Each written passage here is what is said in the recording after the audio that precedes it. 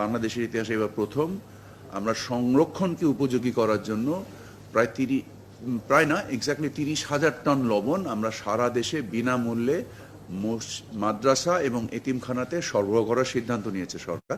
এবং এই চামড়া চাহিদা তৈরি করার ক্ষেত্রে আমি নিজে ব্যক্তিগতভাবে সাভারের চামড়াগুলিতে প্রায় 4 বার ভিজিট করি। অ্যাট দ্য সেম টাইম সরকারের কাছে ওনাদের কাছে প্রণোদনা বাবদ সরকারের কাছে প্রায় 250 কোটি টাকা পাওনা ছিল। সেই 250 কোটি টাকা পাওনাও বাংলাদেশ ব্যাংক গত সপ্তাহে অর্থ বিভাগের মাধ্যমে ছাড় করে দিয়েছে। ঢাকার বাইরে 1150, ঢাকাতে 1350। এক্ষেত্রে আমরা মনে করি যে আমরা যেহেতু চামড়াটাকে সংরক্ষণ করার জন্য বিনামূল্যে লবণ দিচ্ছি, একেবারে রাস্তার উপর দাম না পেয়ে চামড়া তারা যারা মৌসুমী ব্যবসায়ী তারা ফেলে গেছেন এবং এই চামড়াগুলো এখন সিটি কর্পোরেশন থেকে ডাম্পিং জোনে নিয়ে যাওয়া হচ্ছে। ফেলে দেওয়া হয়েছে আড়তের পাশেই।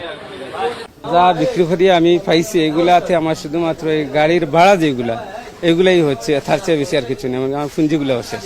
8 থেকে 10 লক্ষ টাকা লস হইব, লেবার টেবার লাগিয়ে 10 লাখ টাকা লস হইব। আমরা যে ন্যায্য মূল্যটা পাওয়ার কথা ছিল ওইটার 10 ভাগের আমরা পাই নাই। মৌসুমী ব্যবসায়ী যারা আছে তারা চামড়া সংগ্রহ করেছিল, কিন্তু দেখা যাচ্ছে চামড়া সংগ্রহ করে আতুরার ডিপো বলতে চেয়ে আড়তে নিয়ে আসা হয়েছে, কিন্তু সে চামড়া বিক্রি করতে পারেনি। সরকার যে নির্ধারিত করে দিয়েছিল যে রেট, সেই রেটে আড়তদাররা চামড়া নেয়নি। তার কারণে কিন্তু আমরা দেখতে পাচ্ছি যারা মৌসুমী ব্যবসায়ী আছে তারা চামড়া ফেলে তারা চলে গেছেন। এই কারণে সিটি কর্পোরেশনের ময়লার ভাগারে নিয়ে যাচ্ছে সিটি কর্পোরেশনের পরিচ্ছন্ন কর্মীরা। 5 লাখ টাকা মোট ছিল, বুঝলেন, 5 লাখ টাকাই লস।